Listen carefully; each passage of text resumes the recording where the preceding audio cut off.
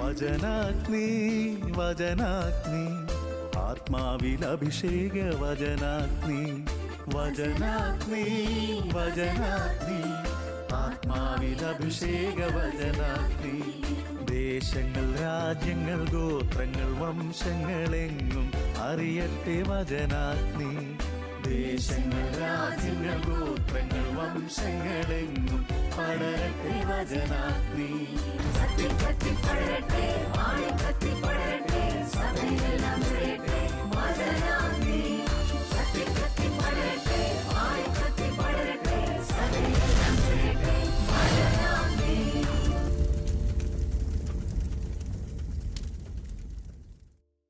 ഈശോയിൽ ഏറ്റവും പ്രിയപ്പെട്ട എൻ്റെ സഹോദരി സഹോദരന്മാരെ, നിങ്ങളേവരെയും യേശുനാമത്തിൽ ഏറെ സന്തോഷത്തോടെയും സ്നേഹത്തോടെയും ഈ വചന ശുശ്രൂഷയിലേക്ക് സ്വാഗതം ചെയ്യുന്നു. നാം ഇന്ന് ധ്യാനിക്കുന്ന വിഷയം മത്തായിയുടെ സുവിശേഷം 9-ാം അധ്യായം 12-ാം തിരുവചനമാണ്. വചനം ഇങ്ങനെ പറയുന്നു: ആരോഗ്യമുള്ളവർക്കല്ല, രോഗികൾക്കാണ് വൈദ്യനെ കൊണ്ട് ആവശ്യം. നമ്മളുടെ ആരും ഇതുവരെ രോഗികളാകാതെ ഇരുന്നിട്ടുണ്ടായിരിക്കില്ല. ഒന്നല്ലെങ്കിൽ വേറൊരു തരത്തിൽ ചെറുതോ വലുതോ ആയ രോഗത്തിന് വിധേയരായവരാണ് നാം എല്ലാവരും. എൻ്റെ ഒരു അനുഭവത്തിലേക്ക് കടക്കട്ടെ. ഞാൻ മെഡിക്കൽ കോളേജ് കോട്ടയം അവിടെ ജോയിൻ ചെയ്ത സമയം അധികം പ്രവൃത്തി പരിചയമൊന്നും ആയിട്ടില്ല. ഒരു ദിവസം സ്ത്രീകളുടെ, അതായത് ഗർഭിണികളുടെ വാർഡിലേക്ക് കടന്നു ചെല്ലുകയുണ്ടായി. എൻ്റെ ജോലി അവിടെ ജോലി ചെയ്യുന്ന സ്റ്റുഡൻസിനെ അഥവാ വിദ്യാർത്ഥികളെ പരിശീലിപ്പിക്കുക എന്നതായിരുന്നു. അങ്ങനെ അവർക്ക് പരിശീലനം കൊടുക്കുന്നതിൻ്റെ ഇടയിൽ പഴയ ഒരു 9-ാം വാർഡുണ്ട്. അവിടെ ഒരു മൂലയില് തല രണ്ടും കാലുകൾക്കിടയിൽ തല കുമ്പിട്ട് 2 കാൽമുട്ടുകൾക്കിടയിൽ തല താഴ്ത്തി വെച്ച് ഏറെ വിഷമിച്ച് ഇരിക്കുന്ന ഒരു സ്ത്രീയെ ദൂരെ നിന്ന് ഞാൻ ശ്രദ്ധിക്കുകയുണ്ടായി. മെഡിക്കൽ കോളേജിലെ ബെഡൊക്കെ നിങ്ങൾക്കറിയാം.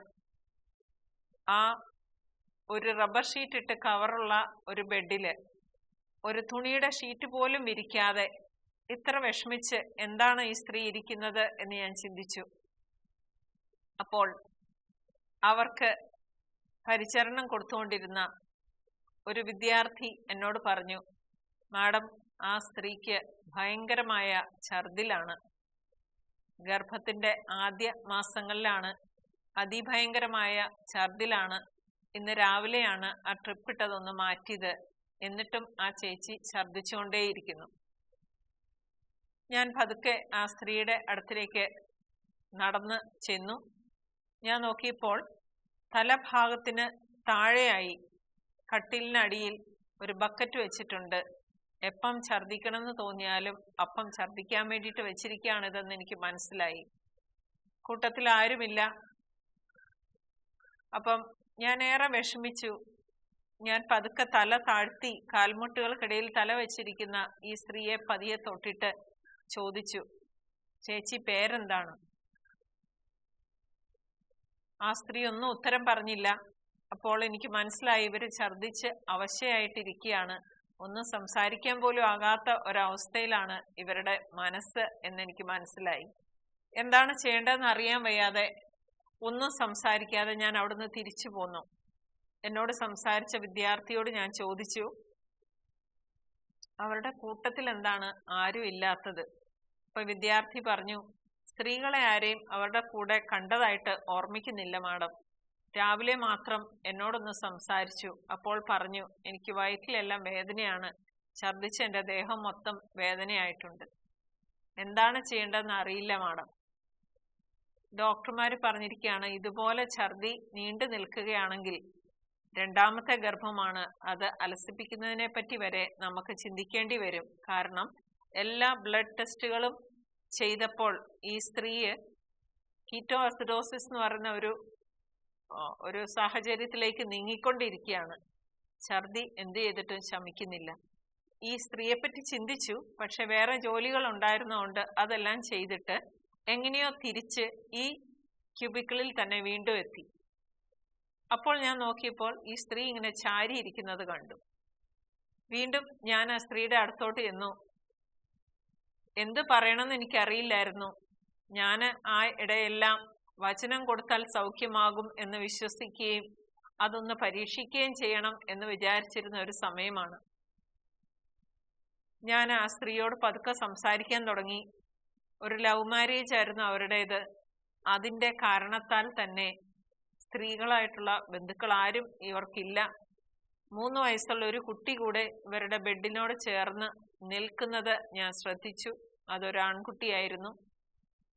ഏകദേശം 15 മിനിറ്റോളം ഈ സ്ത്രീയുമായിട്ട് അപ്പോൾ സംസാരിക്കാൻ പറ്റി. കുറച്ച് വെള്ളമൊക്കെ കുടിച്ച് അല്പം ഒരു ഭേദമായി നിന്ന ഒരു സാഹചര്യത്തിലായിരുന്നു അവര് നിന്നിരുന്നത്. എൻ്റെ പേഴ്സിനകത്ത് ഞാൻ ഒരു വചനം 3 ചെറിയ പേപ്പറിൽ ഒരേ വചനം എഴുതിയിട്ടുണ്ടായിരുന്നു അന്ന് രാവിലെ വീട്ടിൽ നിന്ന് പുറപ്പെട്ടത്.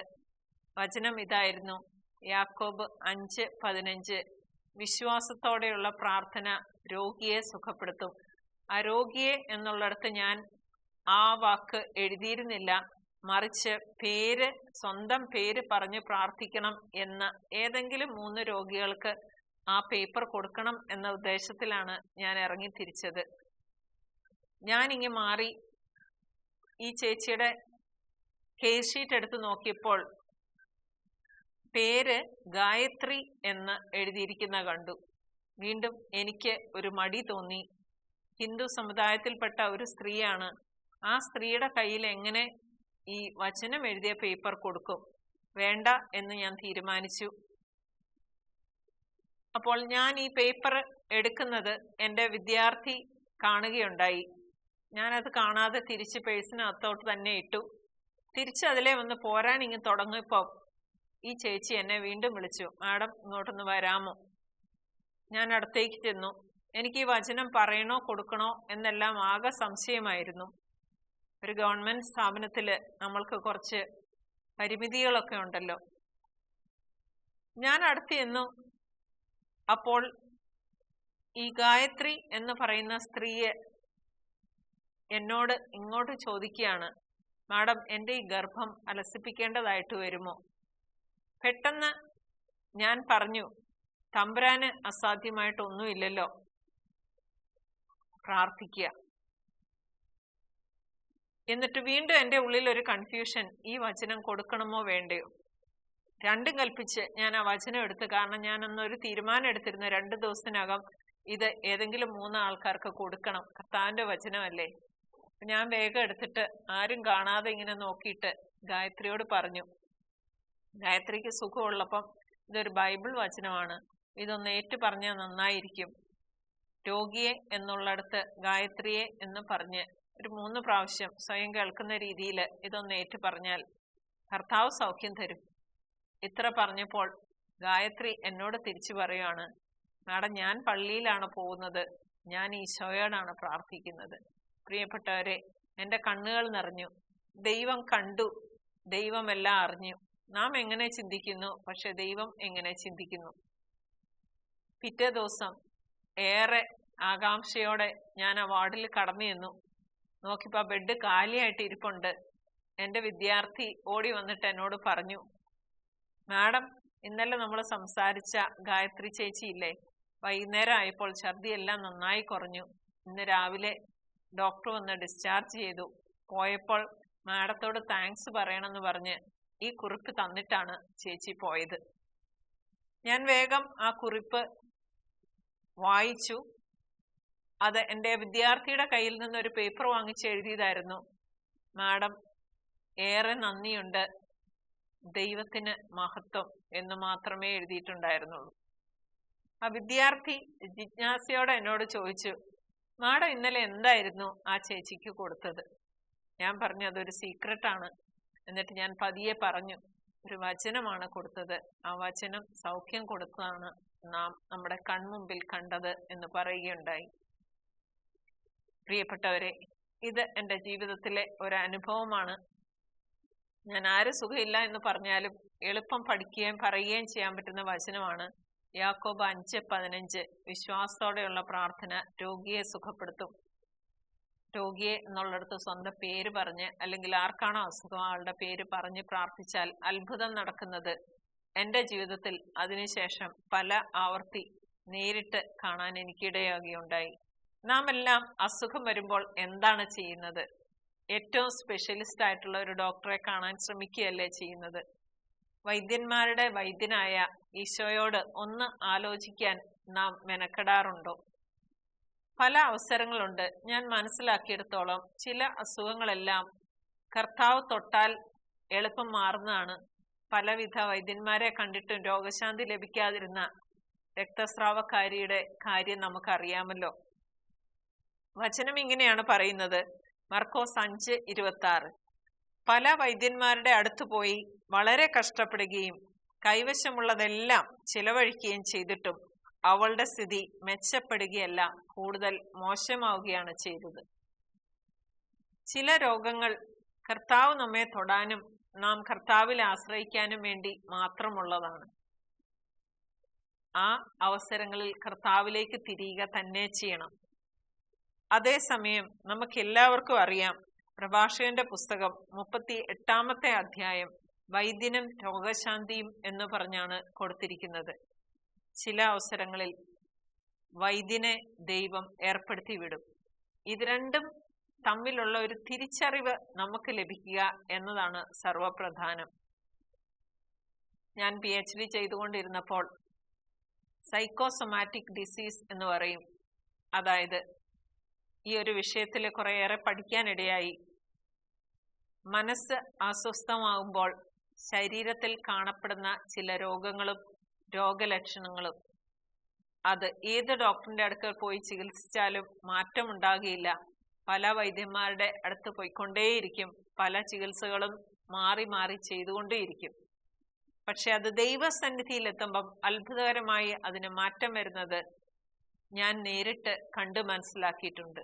മറ്റൊരു അനുഭവം പറയുകയാണെങ്കിൽ, ഞങ്ങളുടെ തന്നെ കോളേജിൽ പഠിച്ചുകൊണ്ടിരുന്ന ഒരു വിദ്യാർത്ഥിനി വേറൊരു ടീച്ചറെ കാണാൻ വന്നാണ് ഹോസ്പിറ്റലിൽ OPയിൽ ഡോക്ടറെ കാണിക്കാൻ വേണ്ടിയിട്ട്. അപ്പൊ ആ ടീച്ചർ എൻ്റെ ഈ ഒരു രീതി അറിയാവുന്നതുകൊണ്ട് പറഞ്ഞു, സിസി മാഡത്തിനെയും കൂടെ ഒന്ന് കണ്ടേക്കണം കേട്ടോ. അപ്പൊ ഞാൻ വെറുതെ വിളിച്ചു, ഞാൻ പഠിപ്പിക്കുന്ന കുട്ടിയല്ല, വിളിച്ചിട്ട് ഞാൻ ചോദിച്ചു എന്ത് പറ്റി. അപ്പൊ ഈ കുട്ടി എന്നെ കാലിലെ ചുടിദാറിന്റെ ബോട്ടം പതിയെ പ്രസ് ബട്ടൺ അഴിച്ചിട്ട് കാണിച്ചു. കാല് മുഴുവൻ പൊട്ടി ഒലിച്ചുകൊണ്ടിരിക്കുകയാണ്. ഒരു ഗോസ് ബാൻഡേജ് വെച്ച് കാല് ചുറ്റിയിട്ട് അതിന്റെ പുറത്താണ് ഈ കുട്ടി ക്ലാസ്സിൽ വരുമ്പോൾ ചുടിദാറിന്റെ ബോട്ടം ധരിച്ചിരിക്കുന്നത്. കാരണം ചില സമയം അതിൽ നിന്ന് ദ്രവങ്ങൾ ഒലിച്ച് ചുടിദാറിന്റെ ബോട്ടം ഒക്കെ നനയാറുണ്ടത്രേ. എന്നോട് ഈ കുട്ടി പറഞ്ഞു 2 കോഴ്സ്, അതായത് 2 പ്രാവശ്യം ആന്റിബയോട്ടിക് എല്ലാം എടുത്തതാണ്, പക്ഷെ ഇതിനൊരു മാറ്റവും വരുന്നില്ല. ഞാൻ പറഞ്ഞു ഒന്നുകൂടെ ഡോക്ടറെ കാണിച്ചോളുക, ഒരു കോഴ്സ് ആന്റിബയോട്ടിക്കും കൂടെ എടുക്കുക, എന്നിട്ടും കുറയുന്നില്ലെങ്കിൽ എൻ്റെ അടുക്ക് വരിക, നമുക്ക് സംസാരിക്കാം. പ്രിയപ്പെട്ടവരെ, ഈ കുട്ടി അടുത്ത ആഴ്ച തന്നെ എൻ്റെ അടുക്കൽ വന്നു, സംസാരിച്ചു തുടങ്ങി. അപ്പോൾ കുടുംബത്തിലെ ചേച്ചിയുമായിട്ട് ബന്ധപ്പെട്ടിട്ടുള്ള ഒരു വിവാഹ ആലോചനയാണ് ഈ കുടുംബത്തെ മൊത്തം ഡിസ്റ്റർബ് ചെയ്തുകൊണ്ടിരുന്നത് എന്ന് മനസ്സിലായി. ചേച്ചി ആ കുടുംബത്തിന് ഉൾക്കൊള്ളാൻ പറ്റാത്ത രീതിയിലുള്ള ഒരു സ്നേഹബന്ധത്തിലാണ് വിവാഹം ചെയ്യാൻ തീരുമാനിച്ചുറച്ചു. എന്നാൽ അച്ഛൻ ആ കാര്യം ഓർത്തിട്ട് ഹാർട്ട് അറ്റാക്ക് ഉണ്ടായിരിക്കുകയാണ്. 2ാമത്തെ പെൺകുട്ടിയായ ഈ പെൺകുട്ടിയാണ് ഇതിന്റെ ടെൻഷൻ മുഴുവൻ പേറി നടക്കുന്നത്. കുറച്ച് സമയം ആ കുട്ടിയോട് സംസാരിക്കാനിടയായി. ദൈവത്തിലോട്ട് തിരിയുന്ന കാര്യത്തെപ്പറ്റി സംസാരിച്ചു. ആ കുട്ടി അതേറെ സ്നേഹത്തോടെ ഉൾക്കൊള്ളുകയും ചെയ്തു. പ്രിയപ്പെട്ടവരെ, 3 ആഴ്ചയ്ക്ക് ശേഷം എനിക്കിത് ചോദിക്കാൻ വീണ്ടും ഒരു സമയം കിട്ടിയില്ല. എന്നെ പോലും അത്ഭുതപ്പെടുത്തിക്കൊണ്ട് ഈ പെൺകുട്ടി തിരിച്ചു വന്നു. കാലെന്നെ കാണിച്ചിട്ട് പറഞ്ഞു, മാഡം, എൻ്റെ കാലിലുണ്ടായിരുന്ന മുറിവുകൾ എല്ലാം കരിഞ്ഞു തുടങ്ങിയിരിക്കുന്നു. പ്രിയപ്പെട്ടവരെ, പല കാരണങ്ങളാൽ മനസ്സ് അസ്വസ്ഥമാകുമ്പോൾ ശരീരത്തിൽ കാണുന്ന ചില രോഗങ്ങൾ, അവ ദൈവത്തിന്റെ അടുക്കിലേക്ക് നാം ശക്തമായി കടന്നു ചെല്ലുന്നതിനുള്ള അവസരങ്ങളായി നാം കാണണം. ഇതിനർത്ഥം സീരിയസ് ആയിട്ടുള്ള രോഗങ്ങൾ വരുമ്പോൾ ആശുപത്രിയിൽ പോകാൻ പാടില്ല, വൈദ്യനെ കാണാൻ പാടില്ല എന്നൊന്നും അല്ല കേട്ടോ. അതും ദൈവമായിട്ട് തീരുമാനിക്കും. നമുക്കിതുമായി ബന്ധപ്പെട്ട ഏതാനും വചനങ്ങളിലേക്ക് കടക്കാം. യെശയ്യായുടെ പുസ്തകം 53-ാം അധ്യായം 5-ാം തിരുവചനം ഇങ്ങനെ പറയുന്നു: നമ്മുടെ അതിക്രമങ്ങൾക്ക് വേണ്ടി അവൻ മുറിവേൽപ്പിക്കപ്പെട്ടു, നമ്മുടെ അകൃത്യങ്ങൾക്ക് വേണ്ടി ക്ഷതമേൽപ്പിക്കപ്പെട്ടു, അവന്റെ മേലുള്ള ശിക്ഷ നമുക്ക് രക്ഷ നൽകി, അവന്റെ ക്ഷതങ്ങളാൽ നാം സൗഖ്യം പ്രാപിച്ചു. വീണ്ടും യെശയ്യായുടെ പുസ്തകം 19-ാം അധ്യായം 22-ാം വചനം ഇങ്ങനെ പറയുന്നു: കർത്താവ് ഈജിപ്തിനെ പ്രഹരിക്കുകയും സുഖപ്പെടുത്തുകയും ചെയ്യും. അവർ കർത്താവിങ്കിലേക്ക് മടങ്ങി വരികയും അവരുടെ പ്രാർത്ഥന കേട്ട് കർത്താവ് സൗഖ്യം നൽകുകയും ചെയ്യും. ചില രോഗങ്ങളെല്ലാം നാം ദൈവത്തിലേക്ക് തിരിയാനുള്ള അവസരങ്ങളാണെന്ന് ഞാൻ ഓൾറെഡി പറഞ്ഞു കഴിഞ്ഞുവല്ലോ. വീണ്ടും നമുക്കറിയാം, രക്തസ്രാവക്കാരിയുടെ കാര്യം തന്നെ മത്തായി 9:21 ഇങ്ങനെ പറയുന്നു: അവന്റെ വസ്ത്രത്തിൽ ഒന്ന് സ്പർശിച്ചാൽ മാത്രം മതി, എനിക്ക് സൗഖ്യം കിട്ടും എന്ന് അവൾ ഉള്ളിൽ വിചാരിച്ചിരുന്നു. നാം പലപ്പോഴും ഇങ്ങനെയല്ലേ, പല ഡോക്ടേഴ്സിനെയും കണ്ട് നമ്മുടെ അസുഖം പൂർണ്ണമായും ശരിയാകാതെ വരുമ്പോൾ ദൈവം ഒന്ന് തൊട്ടിരുന്നെങ്കിൽ എന്ന് ആഗ്രഹിക്കുന്ന ഒരു പോയിന്റ് ഉണ്ട്. ആ പോയിന്റിൽ ദൈവം നമ്മെ സ്പർശിക്കുക തന്നെ ചെയ്യും. യോഹന്നാന്റെ സുവിശേഷം 5-ാം അധ്യായം 14-ാം തിരുവചനം: പിന്നീട് യേശു ദേവാലയത്തിൽ വെച്ച് അവനെ കണ്ടപ്പോൾ പറഞ്ഞു, ഇതാ നീ സൗഖ്യം പ്രാപിച്ചിരിക്കുന്നു, കൂടുതൽ മോശമായതൊന്നും സംഭവിക്കാതിരിക്കാൻ മേലിൽ പാപം ചെയ്യരുത്. ചില പാപത്തിന്റെ ഫലമാണ്, ചില സ്ട്രെസ്സിന്റെ ഫലമാണ് രോഗം എന്നല്ലേ ഇത് കാണിക്കുന്നത്. പാപത്തിൽ നിന്ന് നമ്മെ രക്ഷിച്ച് ദൈവത്തിലേക്ക് ചേർക്കാനായി രോഗത്തെ ദൈവം എങ്ങനെ ഉപയോഗപ്പെടുത്തുന്നു എന്നല്ലേ ഇതിൽ നിന്ന് മനസ്സിലാകുന്നത്. അപ്പോസ്തല പ്രവൃത്തി 14-ാം അധ്യായം 9-ാം തിരുവചനം നമുക്കറിയാം. മുടന്തനായ മനുഷ്യനെ പൗലോസ് സുഖപ്പെടുത്തുന്ന രംഗമാണ് നാം കാണുന്നത്. പൗലോസ് പ്രസംഗിക്കുന്നത് അവൻ കേട്ടു. പൗലോസ് അവനെ സൂക്ഷിച്ചു നോക്കി. സൗഖ്യം പ്രാപിക്കാൻ തക്ക വിശ്വാസം അവനുണ്ടെന്ന് കണ്ട് പൗലോസ് ഉച്ചത്തിൽ പറഞ്ഞു, എഴുന്നേറ്റ് കാലുറപ്പിച്ച് നിൽക്കുക. അവൻ ചാടി എഴുന്നേറ്റ് നടന്നു. അഭിഷിക്തരിലൂടെ ചില രോഗങ്ങൾ സുഖപ്പെടുന്നതും അത്ഭുതങ്ങൾ നടക്കുന്നതും നാം സ്വയം കണ്ട് മനസ്സിലാക്കിയിട്ടുള്ളതാണല്ലോ. രോഗ സൗഖ്യത്തിനായി വൈദ്യനോ ചികിത്സയോ ഇല്ലാതെ വചനത്തിന് ചില രോഗങ്ങളെ സുഖപ്പെടുത്താൻ സാധിക്കും എന്നല്ലേ ഇത് കാണിക്കുന്നത്. യാക്കോബ് 5:16 ഇങ്ങനെ പറയുന്നു: നിങ്ങൾ സൗഖ്യം പ്രാപിക്കാനായി പരസ്പരം പാപങ്ങൾ ഏറ്റുപറയുകയും പ്രാർത്ഥിക്കുകയും ചെയ്യുവിൻ. നീതിമാന്റെ പ്രാർത്ഥന വളരെ ശക്തിയുള്ളതും ഫലദായകവുമാണ്. പല ധ്യാനങ്ങളിലും കുമ്പസാരം നടക്കുന്ന അന്ന് വൈകിട്ടുള്ള ആരാധന, അടുത്ത ദിവസത്തെ ശുശ്രൂഷകളിലെല്ലാം ശാരീരികമായി രോഗസൗഖ്യം ധാരാളമായി ലഭിക്കുന്നത് നാം കണ്ടിട്ടുള്ളതാണല്ലോ. പുറപ്പാട് 23:5 ഇങ്ങനെ പറയുന്നു: നിങ്ങളുടെ ദൈവമായ കർത്താവിനെ നിങ്ങൾ ആരാധിക്കണം. അപ്പോൾ ഞാൻ നിങ്ങളുടെ ഭക്ഷ്യവും പാനീയവും ആശീർവദിക്കും. നിങ്ങളുടെ ഇടയിൽ നിന്ന് രോഗം നിർമാർജനം ചെയ്യും. കർത്തൃ ആരാധന മാനസികവും ശാരീരികവുമായിട്ടുള്ള അനേക രോഗങ്ങളിൽ നിന്ന് വിടുതൽ തരുന്നത് നാം നേരിട്ട് അനുഭവിച്ചറിഞ്ഞിട്ടുള്ളതാണല്ലോ. 2 സാമുവേൽ 12-ാം അധ്യായം 15-ാം തിരുവചനം: ഊറിയയുടെ ഭാര്യ പ്രസവിച്ച ദാവീദിന്റെ കുഞ്ഞിന് കർത്താവിന്റെ പ്രഹരമേറ്റു, അതിന് രോഗം പിടിപെട്ടു. നമുക്കറിയാം, ദാവീദ് തെറ്റ് ചെയ്തു. അപ്പോൾ തെറ്റിന് ശിക്ഷയായിട്ടുള്ള പ്രഹരം ഏറ്റാലും രോഗത്തില് ചെന്ന് അവസാനിക്കും എന്നാണ് വചനം ചൂണ്ടിക്കാണിക്കുന്നത്. 2 ദിനവൃത്താന്തം 32-ാം അധ്യായം 24-ാം വചനം: ഹെസക്കിയ രോഗം പിടിപെട്ട് മരണത്തോടടുത്തു. അവൻ കർത്താവിനോട് പ്രാർത്ഥിച്ചു. അവിടുന്ന് അവന് ഉത്തരമരുളി ഒരു അടയാളവും കൊടുത്തു. കർത്താവ് നമ്മോട് കൂടെയുണ്ട്, അനുഗ്രഹിച്ചു എന്നതിന്റെ അടയാളമാണ് പലപ്പോഴും രോഗശാന്തി. അത് നന്ദിയോടെ കർത്താവിനോട് ബാക്കിയുള്ള ജീവിതം ചേർന്ന് നിൽക്കാനാണ് എന്നതിൽ യാതൊരു സംശയവുമില്ലാത്ത. ഇനിയും രോഗം വരാതിരിക്കാനും ദൈവത്തോട് ചേർന്ന് നിൽക്കുകയും ദൈവത്തിൽ വിശ്രമിക്കുക എന്ന് പറയും, മനസ്സുറപ്പിച്ച് ശാന്തമായിരിക്കാനും നമുക്ക് സാധിക്കും എന്നതിൽ സംശയമില്ല. പ്രഭാഷകന്റെ പുസ്തകം 18-ാം അധ്യായം 19-ാം വചനം ഇങ്ങനെ പറയുന്നു: രോഗം പിടിപെടുന്നതിന് മുമ്പ് ആരോഗ്യത്തെപ്പറ്റി ചിന്തിക്കുക. സുഭാഷിതങ്ങൾ 18:14 ഉന്മേഷമുള്ള മനസ്സ് രോഗം സഹിക്കുന്നു, തളർന്ന മനസ്സിനെ താങ്ങാൻ ആർക്ക് കഴിയും? 2 പേർക്ക് ഒരേ രോഗം പിടിപെട്ടു. അവര് സുഖപ്രാപ്തി പ്രാപിക്കുന്ന കാലയളവ് നോക്കിയാൽ ദൈവത്തോട് ചേർന്ന് നിൽക്കുന്ന വ്യക്തി ഉന്മേഷത്തോടെ ആ രോഗം ദൈവത്തിന്റെ കയ്യിൽ നിന്ന് സ്വീകരിച്ച് അതിൽ നിന്ന് സൗഖ്യപ്പെട്ടു വരുന്നത് നമുക്ക് കാണാൻ സാധിക്കും. പ്രഭാഷകന്റെ പുസ്തകം 38-ാം അധ്യായം നമുക്ക് വൈദ്യന്റെ സ്ഥാനം മനസ്സിലാക്കി തരുന്ന ഒരു അധ്യായമാണ്.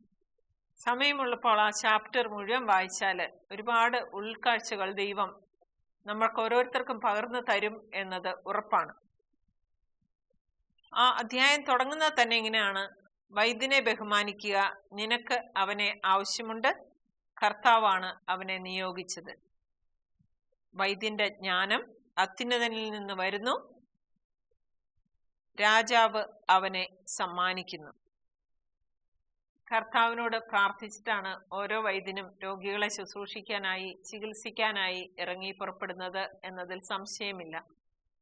ഇതിലേതാണ് സ്വീകരിക്കേണ്ടത് എന്ന് കർത്താവ് തന്നെ നമുക്ക് വെളിപ്പെടുത്തി തരും. പ്രാർത്ഥിച്ച് ഒരു തീരുമാനമെടുക്കുമ്പോൾ വൈദ്യന്റെ അടുക്കൽ പോണോ, ഇല്ല കർത്താവ് നേരിട്ട് സൗഖ്യം തരാനുള്ള ഒരു അവസരമാണോ ഇത് എന്ന് നമുക്ക് നേരിട്ട് മനസ്സിലാക്കാൻ സാധിക്കും.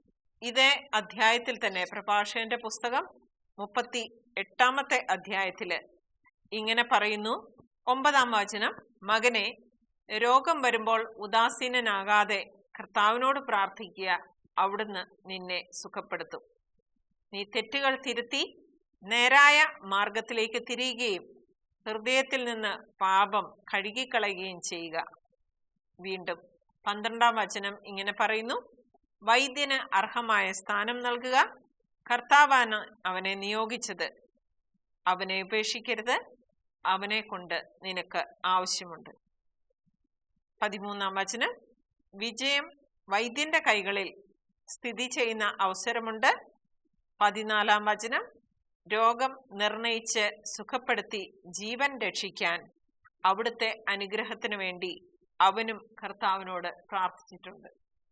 പ്രിയപ്പെട്ടവരെ, രോഗശാന്തിക്ക് ദൈവം ഏർപ്പെടുത്തുന്ന വൈദ്യന്മാർക്കും ദൈവത്തിന്റെ സൗഖ്യം പകർന്നു കൊടുക്കാനുള്ള കഴിവുണ്ട് എന്നാണ് ഈ വചനം കാണിക്കുന്നത്. ഇനിയും നാം ചിന്തിച്ചാല് നമ്മൾ സ്പെഷ്യലിസ്റ്റ് ഹോസ്പിറ്റലുകളിലും സ്പെഷ്യലിസ്റ്റ് ഡോക്ടർമാരെയൊക്കെ കാണുന്നുണ്ടല്ലോ. പല വചനങ്ങളുണ്ട്. ഒരു ആൾക്ക് പിടിപെടാനിടയുള്ള എല്ലാ അസുഖങ്ങളും ദൈവം ചികിത്സിച്ച് സുഖപ്പെടുത്തിയത് നാം കണ്ടിട്ടില്ലേ? ഏതാനും ഉദാഹരണങ്ങളിലൂടെ ഒന്ന് ഒട്ടപ്രദക്ഷിണം നടത്തി നോക്കാം. ലൂക്കായുടെ സുവിശേഷം 13-ാം അധ്യായം 11-ാം തിരുവചനം: 18 വർഷമായി ഒരു ആത്മാവ് ബാധിച്ച് രോഗിണിയായി നിവർന്നു നിൽക്കാൻ സാധിക്കാത്ത വിധം കൂനിപ്പോയ ഒരുവൾ അവിടെയുണ്ടായിരുന്നു. ആത്മാവ് ബാധിച്ച് കൂനിപ്പോവുക ഓർത്തോപീഡിക് കണ്ടീഷൻ അല്ലേ? വീണ്ടും 13-ാം അധ്യായം 13-ാം വചനം: അവൻ അവളുടെ മേൽ കൈകൾ വെച്ചു, തൽക്ഷണം അവൾ നിവർന്നു നിൽക്കുകയും ദൈവത്തെ സ്തുതിക്കുകയും ചെയ്തു. നോക്കുക എങ്ങനെയാണ് കർത്താവ് തൊട്ട് സുഖപ്പെടുത്തുന്നത്. മർക്കോസിന്റെ സുവിശേഷം 1-ാം അധ്യായം 40 മുതൽ 42 വരെയുള്ള വചനങ്ങളിൽ കുഷ്ഠരോഗി സൗഖ്യം നേടുകയാണ്. സ്കിൻ റിലേറ്റഡ് ആയിട്ടുള്ള കാര്യങ്ങളാണ് അവിടെ പറഞ്ഞിരിക്കുന്നത്. സ്കിന്നിന്റെ അസുഖങ്ങളെല്ലാം കർത്താവ് സുഖപ്പെടുത്താൻ കഴിവുണ്ട് എന്നാണ് ഇത് കാണിക്കുന്നത്. മർക്കോസിന്റെ സുവിശേഷം 2-ാം അധ്യായം 1 മുതൽ 5 വരെയുള്ള വചനങ്ങൾ. വീണ്ടും മത്തായിയുടെ സുവിശേഷം 17-ാം അധ്യായം 19-ാം തിരുവചനം: തളർവാദ രോഗി സുഖപ്പെടുന്നതും അപസ്മാരം സുഖപ്പെടുന്നതുമാണ്. ഇത് രണ്ടും ന്യൂറോളജിക്കൽ ആയിട്ടുള്ള കണ്ടീഷൻസ് ആണ് മോഡേൺ മെഡിസിനിൽ വരുന്നത്. കർത്താവ് അന്നേ ഈ അസുഖങ്ങൾക്കെല്ലാം സൗഖ്യം പ്രദാനം ചെയ്തിരുന്നു. മർക്കോസിന്റെ സുവിശേഷം 1-ാം അധ്യായം 29 മുതൽ 31 വരെയുള്ള വചനങ്ങളിൽ ഒരു ഫിസിഷ്യനായ യേശുവിനെ നമുക്ക് കാണാൻ സാധിക്കും. മെഡിസിന്റെ ഡോക്ടറായി ശിമിയോന്റെ അമ്മായിയമ്മയുടെ പനി സൗഖ്യപ്പെടുത്തുന്ന യേശുവിനെയാണ് നമുക്കിവിടെ കാണാൻ സാധിക്കുന്നത്. ഗൈനക്കോളജി കണ്ടീഷൻ നമ്മൾ നേരത്തെ ഒന്ന് കണ്ടതാണ്.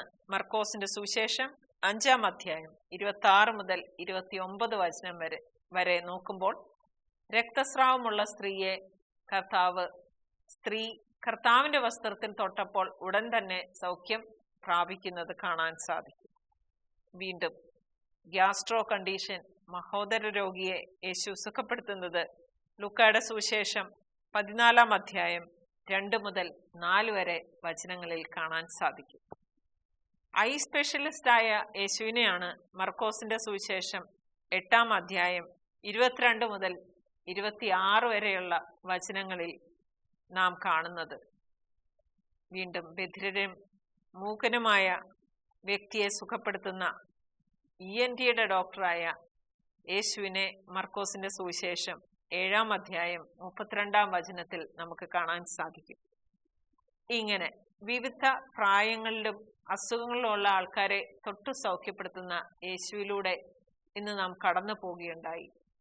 നമുക്ക് നോക്കാം ഏതെല്ലാം അവസരങ്ങളിൽ കർത്താവിന്റെ അടുക്കൽ നിന്ന് സൗഖ്യം വാങ്ങണം, ഏതെല്ലാം അവസരങ്ങളിൽ കർത്താവ് നിയോഗിച്ച വൈദ്യന്മാരെ അപ്രോച്ച് ചെയ്യണം എന്നെല്ലാം ഇന്നത്തെ വചനങ്ങളിലൂടെ ഈശോ നമ്മോട് സംസാരിക്കുകയായിരുന്നല്ലോ. പ്രിയപ്പെട്ടവരെ, നമുക്ക് ഈ വചനങ്ങളെപ്പറ്റി ആഴത്തിൽ ധ്യാനിക്കാം. നമ്മുടെ കണ്ണുകളെ അടയ്ക്കാം, പ്രാർത്ഥനയിലേക്ക് കടക്കാം.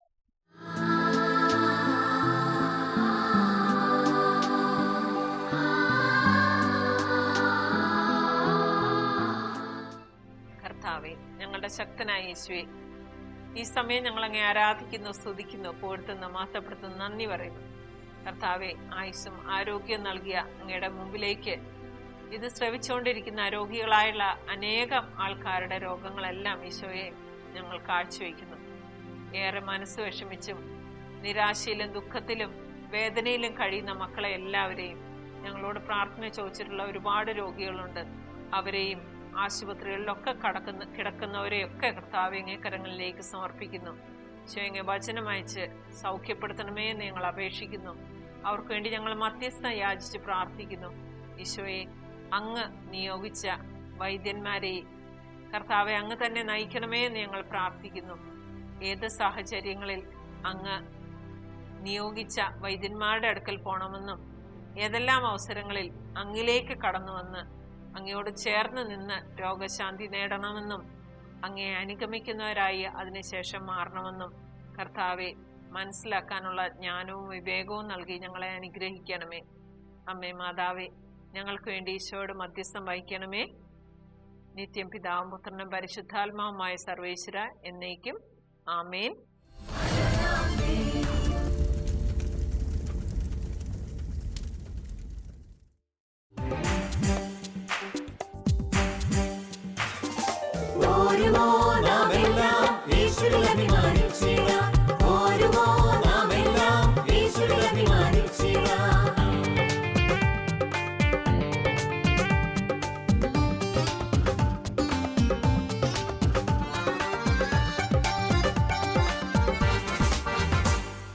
നമ്മുടെ നാഥൻ ഒലിവുമലയിൽ അന്ന് നൽകിയ മിഷൻ ദൂത് തലമുറ തലമുറ കൈമാറി കെടാതെ ഞങ്ങൾ ഘോഷിക്കും, കെടാതെ ഞങ്ങൾ ഘോഷിക്കും.